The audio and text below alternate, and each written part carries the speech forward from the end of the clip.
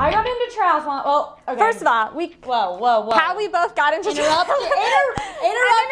Party fell. The way we both got into triathlon, like, first of all, we came from like completely different walks of life. Like, I came from like a dancer, cheerleader background, and Claire came from Muay Thai boxer. Triathlon is something that I've always said it really is for people who like to suffer for recreation. So crazy people. I haven't really lived until you punch someone in the face in water. I got into triathlon my freshman year in college. The moment I jumped in the water, I knew I was doing another one. I mean, when that gun goes off and you take off swimming with 200 other bodies just like hitting and kicking and swimming over the top of each other, like thrashing, like that is something you don't get anywhere else. We usually just call her Hoogie because it's easier. It's not about beating the other person, it's just validating that you're the best. Ever since I was like a tiny little baby, I've liked to compete and I turned everything into a game. In 2008, it was right when I first started triathlon. I just started training. Life was crazy. It was my first year in college.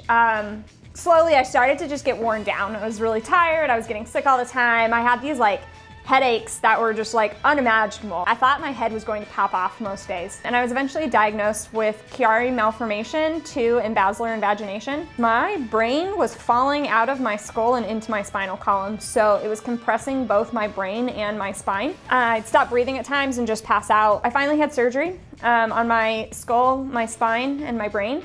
They took one of my ribs, so I have one less rib than everybody now. I know. Oh, pretty cool, right? One less rib special. Along my journey, I pretty much lost the ability to walk. When I was in inpatient rehab, I was dead set on going to collegiate nationals. The problem was, nobody believed me. I was literally the laughingstock of the hospital unit. So much so that they made bets against me.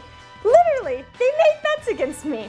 I tried and I tried. It took a long time. It took months. I did compete in collegiate nationals that year. That's how I made it back, and I'm really glad I tried when I was told I'd never walk again. Me too. First of all, I would never have anybody else standing beside me. I mean, like, through thick and thin, I know this girl's got my back. I can trust that, you know, if we're scaling a 30-foot rock wall, I can trust she'll be there holding the rope so I don't fall, you know? I'm really excited for the opportunity to be involved in this competition. To win, it would be awesome. To win all that money would help to accomplish one of my dreams. I mean, currently I'm going to school, I'm working 2 jobs, and I'm training to try to qualify for the 2016 Paralympics. Being able to bring home a check like that would definitely help me to be able to focus on my training, focus on my goal of going to Rio in 2016. This is Alyssa Seeley signing out for Team Claire, and Alyssa, you've got to come up with a cooler name.